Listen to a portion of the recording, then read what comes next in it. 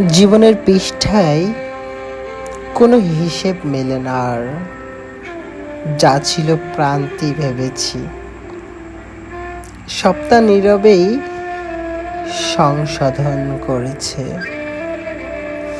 বিরহ এক ধরনের শিক্ষা, যে শেখায় কিভাবে ভাঙা শব্দগুলো নিজেকেও পূর্ণ বাক্য গড়া যায়।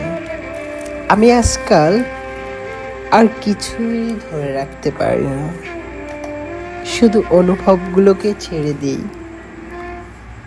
যেন তারা নিজেরাই খুঁজে নেয় অর্থ। কারণ জেনেছি সব কিছুরই শেষ মানেই শূন্যতা নয়, কিন্তু